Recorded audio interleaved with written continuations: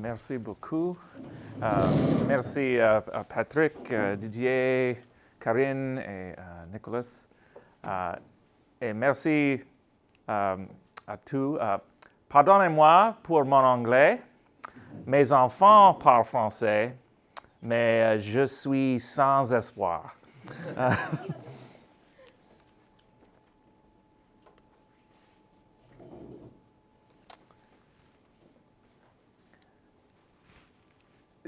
It's very appropriate, I think, in Quebec to talk about the use of memory and how we frame historical events to make real policy changes in the real world. I thought about that quite intensely as I drove past the Plains of Abraham and thought about the controversy just a few years ago about the use of this space and of that history in this particular province, in this particular city, and how powerful the way we think about wars, especially, how powerfully that shapes our experience of the world, our relationship with each other, and our foreign policy decisions domestically, and so on. And when I talk about the ancient Greeks today, I hope to shed some light on how we think about the reasons we say we go to war. And the ultimate goal of this is that there are fewer wars, and that we go to war less often, and that we don't disguise unjust wars or too many wars with pleasing sounding rhetoric or ideas. And the Greeks did that, we do it, and having that dialogue between ancient and modern examples, I think, can help us think in new ways about these topics. For the Greeks, explaining why they went to war and why they fought in battles was relatively simple and straightforward. War was an arena in which to demonstrate excellence. It was to demonstrate excellence, and the only reason to have excellence was so everybody else knew you had excellence. And so if we think of the example from Homer in English, always be the best, better than the rest. And as we know from the Iliad, the reason the conflict between Agamemnon and Achilles took place in the first place is because Agamemnon took from Achilles that outward demonstration of his excellence. And that was the reason why Achilles and the other Greeks at Troy fought war. They fought for glory, they fought for fame, and they fought to demonstrate their excellence. And there was no moral complication beyond that. Of course, the theme of the Iliad is Achilles entering a new relationship with glory and war and discovering new motivations for fighting. But he is the exception, I think, that proves the rule that the Greeks fought wars for glory. And from Homer's example, this continues into the classical period and beyond. And it predates Homer. This is a find, it was found in 2015 in Pylos in Greece. It's called the combat agate. It's about this big, 2 centimeters. A remarkable piece of miniature art from the 15th century BCE. And it shows in tremendous detail a warrior heroically killing his enemy in a one-on-one duel. There is already a dead warrior underneath. And this looks very much like a scene we would see from the Iliad composed 700 or 800 years later. So fighting for glory, demonstrating excellence and winning glory from that excellence is something that predates the Trojan War, predates Homer, but then permeates a Greek understanding of warfare. This is not foreign to the modern world. Of course, in the 19th century, figures such as Napoleon would be happy to say they're fighting for glory. and for empire. And Napoleon's opponent, Nelson, on top of his gigantic column in Trafalgar Square in London, I think is claiming similar prestige from his excellence at winning the Battle of Trafalgar. But the way we tend to frame war today is as a fight for freedom. On November 11th, on Armistice Day, or Remembrance Day, we will hear a lot of, we are honoring veterans who fought for our freedom and fought for the freedom of others. And this was also present in the Greek world. Before the Peloponnesian War, the Corinthians, trying to get Sparta to fight Athens, says that Athens is a tyrant and is oppressing the other Greeks, and it is Sparta's duty to set the Greeks free. Liberation, freedom. And this is how we tend to frame our own conflicts today. On the left, we have tulips from Ottawa, from the Tulip Festival. Those tulips are grown from bulbs, tulip bulbs, sent to Canada as a gift from the Netherlands, because Canada liberated the Netherlands in World War II. On the right, we have the official insignia for the United States invasion of Iraq in 2003, which was called Operation Iraqi Freedom. And the war that just ended with not much to show for it in Afghanistan, it began as Operation Enduring Freedom. And so this is how wars tend to be framed today. Framing them as wars for glory tends not to be something anyone does. If we think about the situation now in Ukraine, President Putin, is absolutely, in large part, fighting a war to reassert Russia's prestige and influence and status on the world stage. But even Putin doesn't say this outright. He says he's getting rid of Nazis in Ukraine, or he's setting free those Russians in Ukraine who want to be independent. He's framing it as a fight for freedom, even though most agree it's a war of aggression. In the ancient Greek world, the Battle of Thermopylae in 480 BCE was held up in antiquity and still today as the ultimate fight for freedom. This is the ultimate example of a sacrificial, self-giving struggle on behalf of Greece for freedom against the despotism or tyranny that the Persians were threatening. This is how this battle was understood in antiquity, and this is how this battle is understood today.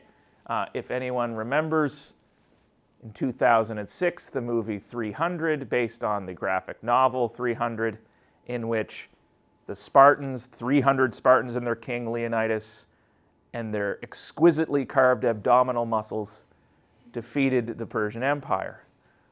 But they frame it in that film as a struggle for freedom and free soldiers against enslaved soldiers, against tyrants. There are a lot of problems with this movie, but one problem it does not have is misrepresenting how the Greeks thought of Thermopylae. The Greeks expressed this struggle in the same terms. And so it might be false, it might be nonsense, but it's ancient Greek nonsense, not necessarily 21st century nonsense. And the Spartans, because they were the most famous participants in this battle, had a reputation as liberators, as those who set the Greeks free. And so at the eve of the Peloponnesian War, 50 years later, the Corinthians again say that Sparta is at fault for letting Athens grow in power and gain an empire and start oppressing their fellow Greeks because they had the power to stop them from doing so and didn't. And this is especially bad because the Spartans aspire to the glory of being the liberator of Hellas, of Greece. So this is how the Corinthians convinced the Spartans to fight. If you're going to stand as the liberators of Greece, as freedom fighters, as you demonstrated at Thermopylae, it's time to do this again and free the Greeks from Athens. But this understanding of Thermopylae in 480 BCE and this understanding of Thermopylae being used as rhetoric for the Peloponnesian War comes from historians writing 50 years or more after the Battle of Thermopylae. Herodotus on the left, Thucydides on the right. By their time, Greece was either about to fight the Peloponnesian War or was currently fighting the Peloponnesian War, and this rhetoric of freedom was everywhere. But my point today is, at the time, in 480 and the years following, the Spartans did not think about Thermopylae in terms of freedom at all, or even in terms of Greece. This is revisionist history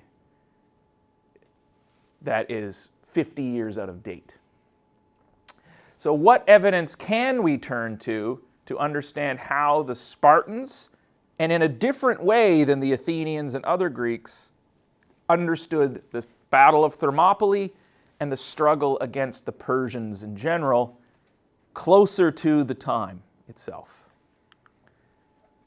And the earliest form of evidence we have for how the Spartans initially thought of the Battle of Thermopylae comes not from Herodotus or Thucydides, but it comes in the form of epigram, short 2 or 4 line poems originally inscribed on stone, on funerary monuments, on war memorials, and eventually as literary exercises. And we have several that are either quoted by later authors like Herodotus, or that also survive, at least partially, on stone that can be dated to the time of the Persian Wars. And if we look at how those poems frame the Battle of Thermopylae and the war against the Persians, we see that the Spartans don't talk about freedom. They don't talk about fighting on behalf of other people. They don't even talk about Greece at all. Instead, they talk about fighting for glory and fame and being remembered, which is different from how the other Greeks think of it. They think of it in terms of freedom, fighting for Greece, and so on. So there's a stark difference between the two. So if you'll indulge me, we'll take a few moments to look at some of these epigrams. Now, those of you who study this sort of topic will know that some of these epigrams, it's less clear that they're actually from the time of the Persian Wars. They might be later, essentially schoolboy exercises meant to look like 5th century BC poems. But what's interesting is, even taking that into consideration, there's a consistent difference between how ones attributed to the Spartans portray the war and how ones other Greeks portray the war. And this gets to, I think, a conflict between how the Greeks understood reasons for fighting. And I think this is important. So let's start with the most famous epigram of all. Most of these, or all of them pretty much, are ascribed to the poet Simonides of Chios. He probably didn't write most of these. The only one we know for sure that he wrote is number 3, but everyone says he wrote number 1 too. So we're going to label them Simonides. That's not really important for the subject of this talk, but just so you're aware of that. But here, this most famous one: "Stranger, go tell the Lacedaemonians that here we lie, obedient to their laws. And the Peloponnesian allies that fought with the Spartans at Thermopylae. Once 4,000 men from the Peloponnese fought here against 3 million.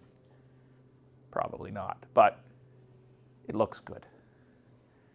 And then we have the one Simonides definitely wrote, because Herodotus tells us this was for his friend Megistius, who was a prophet, a seer, who knew that he was going to die, because he's a prophet, you know these kinds of things, but decided to stay and fight anyway, instead of abandoning the Spartans. So he gets a 4-line epigram.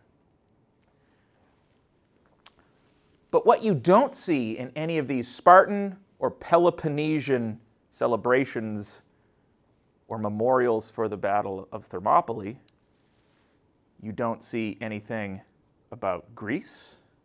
You don't see anything about freedom. You see things like honor, courage, excellence, duty, obedience to laws, which is a stark difference, I will argue, from what we see in other epigrams. For example, the Locrians fought at Thermopylae close to their own homes. In fact, their interest in this battle was probably much more immediate than the Spartans. However, the Locrians are memorialized with an epigram that says they perished on behalf of Greece. Okay. Huper Helados, right, on behalf of Greece against the Medes. So they're fighting for a larger idea. They're sacrificing themselves for a larger notion of Greece. There's nothing like this in the Spartan commemorations. The Thespians, 700 of them died at Thermopylae. We always forget about the poor Thespians.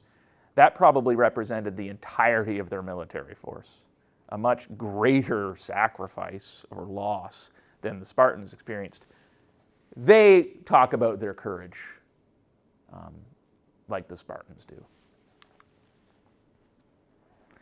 Then we have other epigrams that come from literary sources that are less securely dated to the time of the Persian Wars, but they are consistent in their message. Here we have supposedly an epigram that covered the tomb of the Spartan king Leonidas that essentially just says, you're famous. All right? You are famous. El kleas. Okay? You have good fame, good reputation. That's what it's focusing on here. And then this interesting one. There was a lion monument over the grave of Leonidas, apparently, or the spot where he died at Thermopylae. And here the lion is speaking. I am the mightiest of beasts and made of stone, affixed to this grave. I guard the mightiest of men, and so on. The lion here is only praising Leonidas for being mighty and brave, not for fighting for freedom, not for fighting for anybody really else other than himself. And then finally for Thermopylae, we have a lyric poem Simonides is said to have written, and this shows up in a Greek historian, Diodorus. And this talks about the fame and memory of those who died, those Spartans with Leonidas at Thermopylae. And it speaks of them almost in religious terms. They essentially get a hero cult. But again, they talk about Greece here, but only to the extent that Greece thinks they're famous.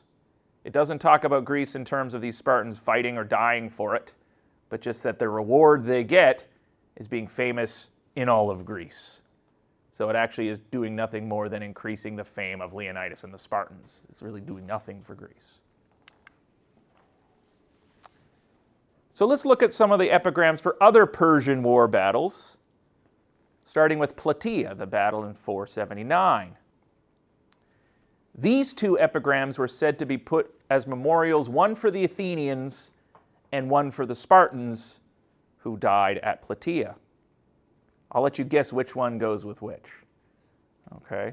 Now, they don't tell us which one goes with which, but as I think we'll see from the other evidence, there's one that's consistent with the way the Athenians celebrate the war, and there's one that's consistent with the way the Spartans do. The first one just talks about excellence and praise. The second one talks about Greece and freedom, okay? Striving to essentially garland Greece with freedom. to clothe it in freedom. I submit that that's the Athenian one. And the other one, singing about arete, I capitalized it here because this is excellence is the subject of this sentence. That is the Spartans. And here are some other Spartan-Persian War epigrams.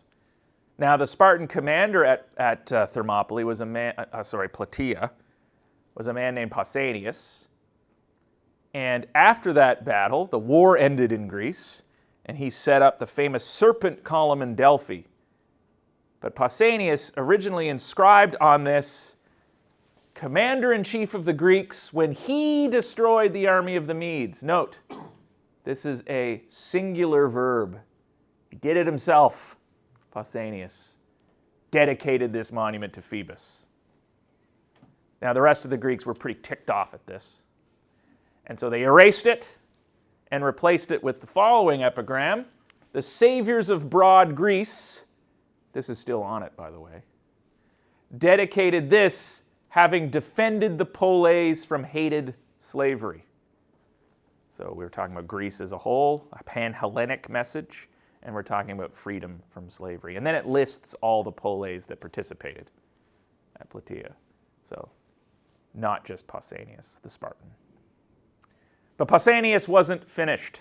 He set up another monument to himself on the Black Sea as a monument to his excellence to Lord Poseidon on the Euxine Sea. Pausanias dedicated this, Lacedaemonian by race, son of Cleombrotus, of the ancient lineage of Heracles.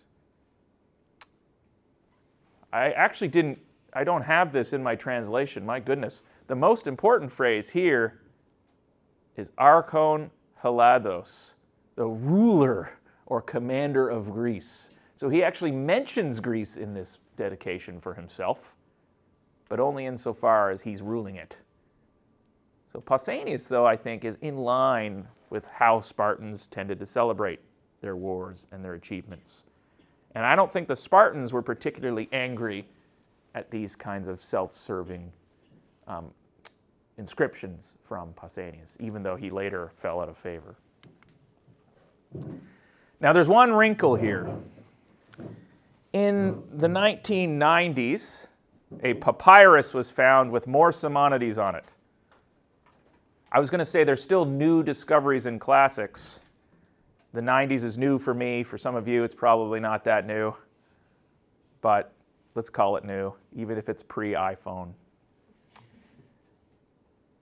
This is a lyric poem about, it seems to be about Plataea and about the Spartans in particular. And there's one line in it that talks about the day of slavery, warding off the day of slavery from Sparta and from Greece. So that looks like it's talking about the Spartans freeing the Greeks. So maybe I'm completely wrong in this. However, note that this is in square brackets.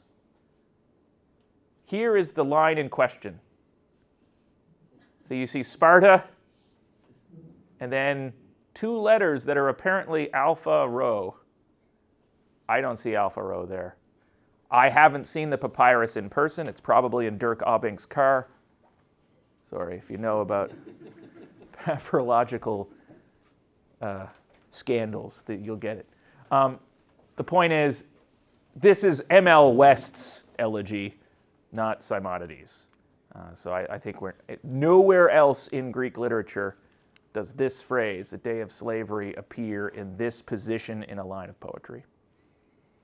And there are several other things, even if these are the letters alpha and rho, that it could be. And Greece doesn't show up at all anywhere in the phrase.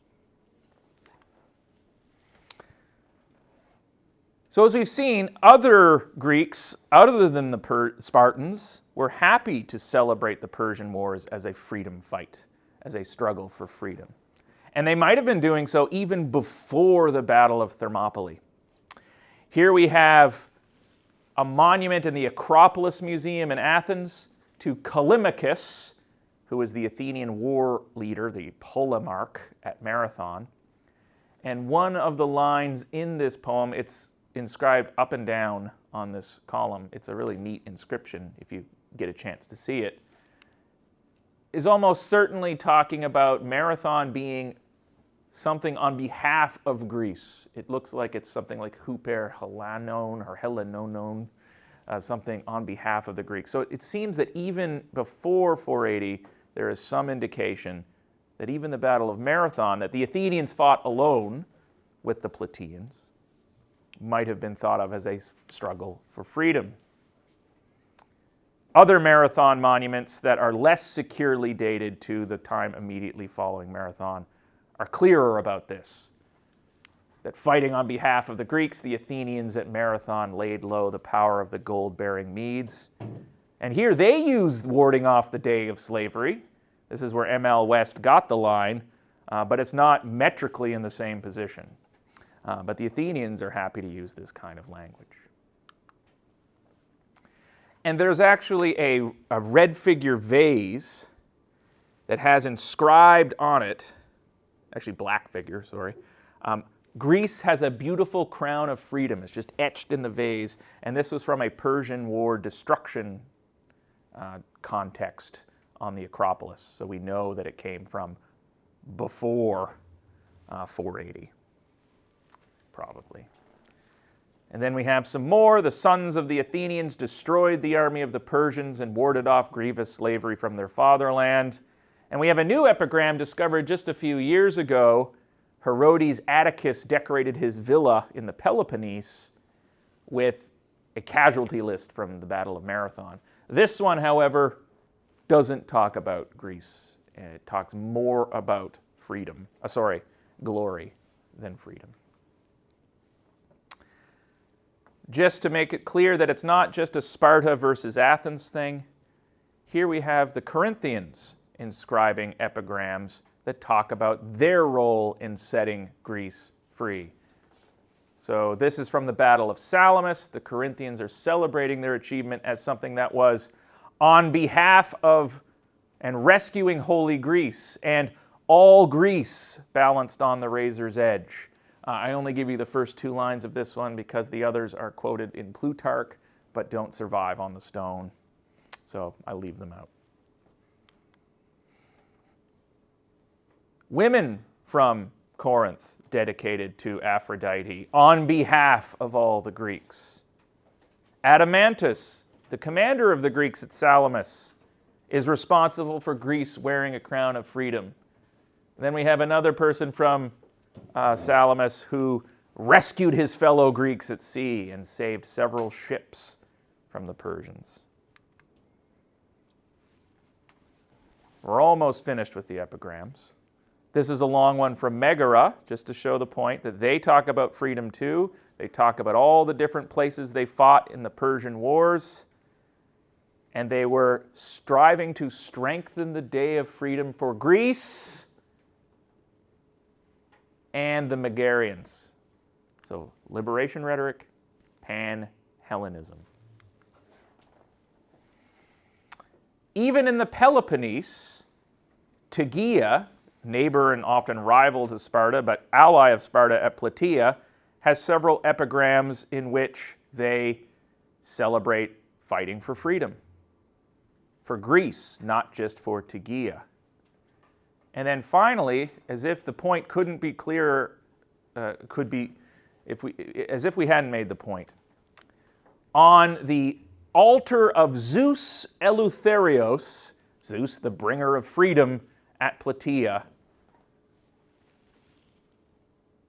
was this inscription, also attributed to Simonides. When the Greeks, in the might of victory by the work of Ares, drove out the Persians in common for a free Greece, they set up an altar to Zeus, bringer of freedom. A couple of relevant epigrams from Thebes that were recently found in inscriptions. It's hard to be Thebes because they fought with the Persians. They were the bad guys. And so it's hard to know how to celebrate the war dead in that context. They tried. This first inscription, probably from Plataea, where the Greeks were fighting, so the Thebans were fighting with the Persians, this praises the dead for his excellence. It's hard to talk about freedom when you're fighting for the other guys. The next one, however, is from before the Persian Wars, probably from 506.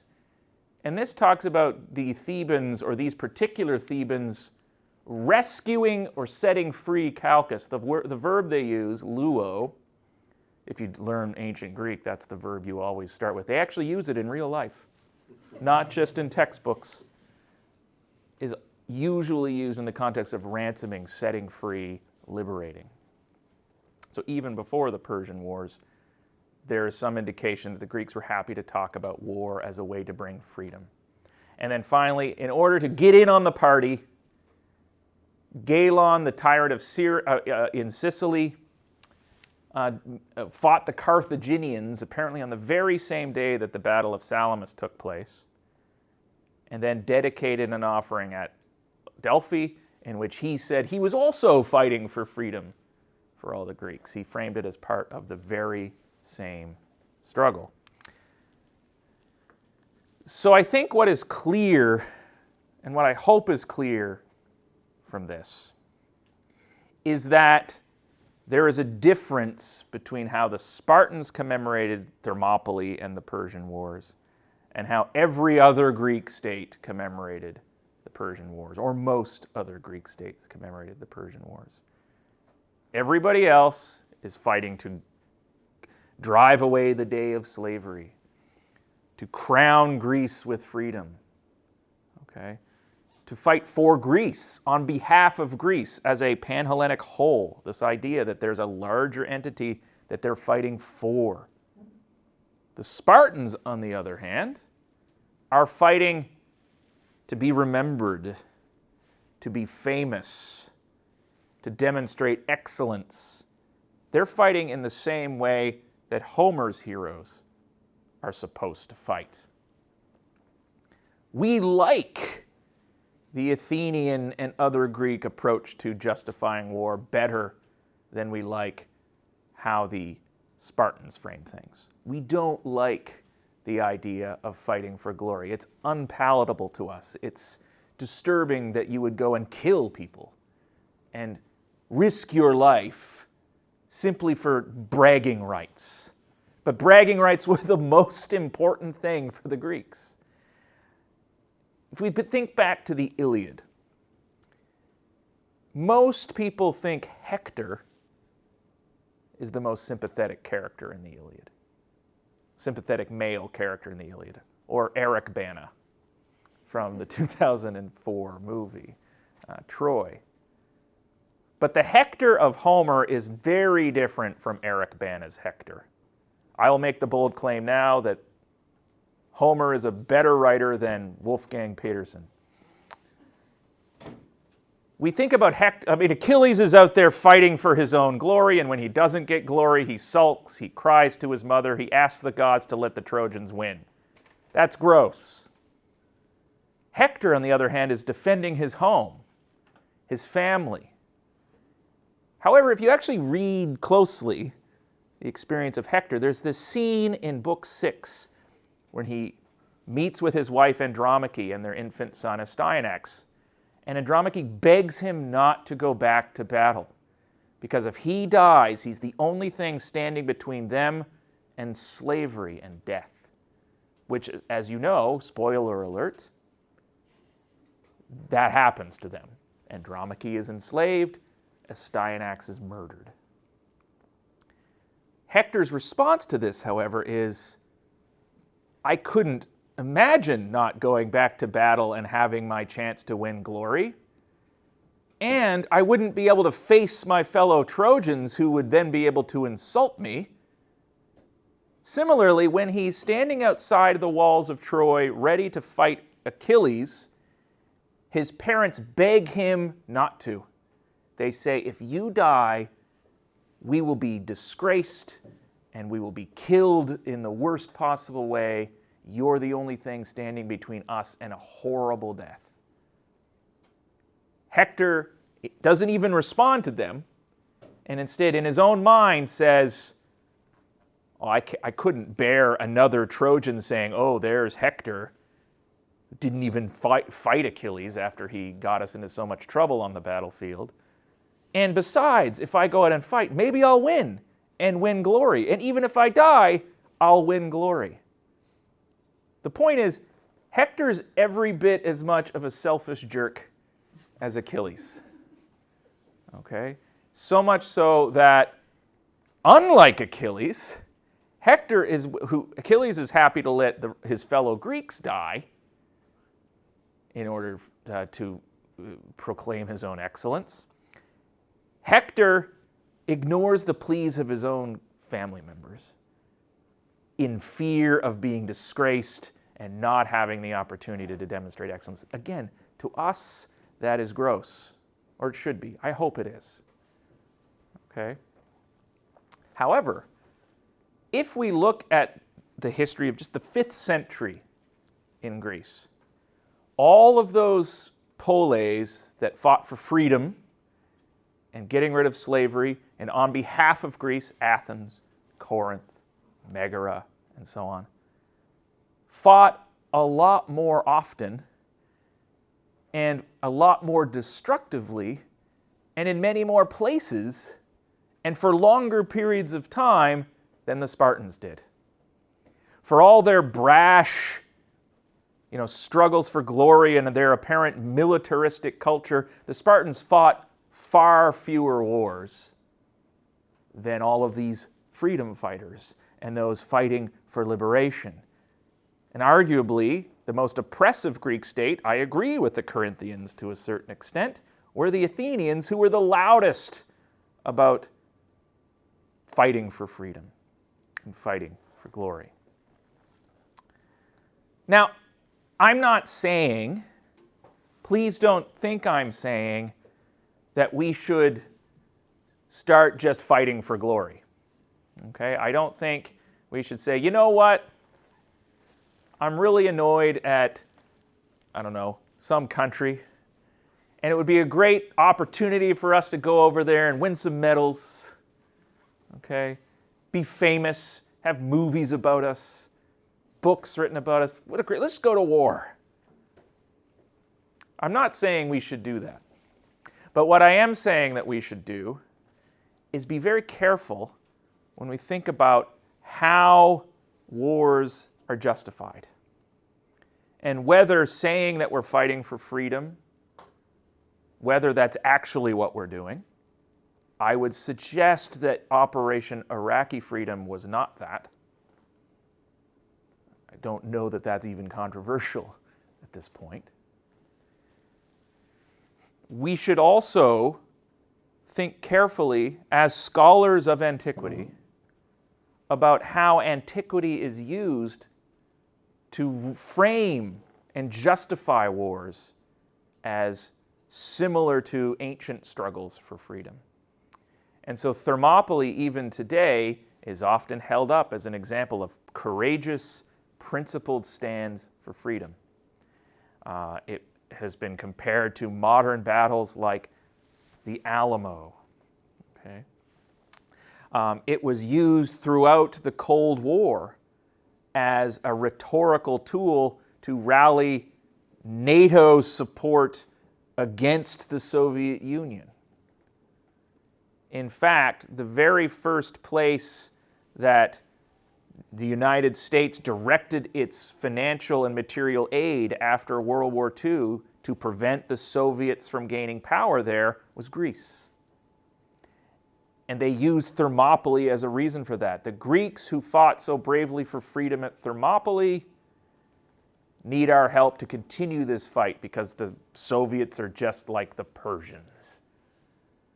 Never mind that one of the Cold War leaders of the Soviet Union was named Leonid Brezhnev, showing that there was a reception of Thermopylae in the Soviet Union too. So my point is twofold. One, we should be very careful about rhetoric of liberation, because now, as in the case of ancient Greece, it often masks an actual increase in war. And it often makes fighting war more, not less likely. Sometimes those wars are more just than others. But sometimes even the most unjust, oppressive, interventionist, imperialistic wars are clothed in the rhetoric of freedom, as they were in classical Athens, as they often are today. And my other point is, the Spartans themselves, even from a point of historical fact, didn't conceive of the Battle of Thermopylae as a fight for freedom. So even if you want to find an example of a freedom fight, Thermopylae is a bad one. It is actually an example of a tactically stupid, ineffective, they lost, Athens was burned, Greece was further invaded, the Thebans joined the Persians after Thermopylae, the objectives were met on the Persian side. And it was fought for fame and for glory. When we're trying to apologize or make sense of why the Spartans only sent 300 and why they fought to the death against impossible odds, many scholars have advocated ideas like Leonidas knew that the situation was hopeless, but he stayed with the 300 and the 700 Thespians in order to give the rest of the Greeks time to get away. It was a desperate but brave and effective rearguard action to protect the rest of the Greeks. I actually think the ancient literary sources that say he sent the other Greeks away so they wouldn't take away any of his glory actually is more in line with what Spartans would do, given the circumstances. And so be careful about how freedom is used to justify and cover over aggressive wars. And be careful about what historical examples are used. I don't know who we're going to convince if we point out that their examples are flawed. But I think as scholars of antiquity, as history is often used as a way to make real policy decisions and to convince a public to support policy decisions, I think we all have a role to play to make sure that those who use this kind of rhetoric are held to account, and that we think carefully about what these historical precedents really show us. And in the case of Thermopylae, I don't think it ever was a fight for freedom, at least not from the Spartan perspective. And it only became a fight for freedom later when it was a convenient way to justify the worst war the Greeks ever fought against each other. Thank you.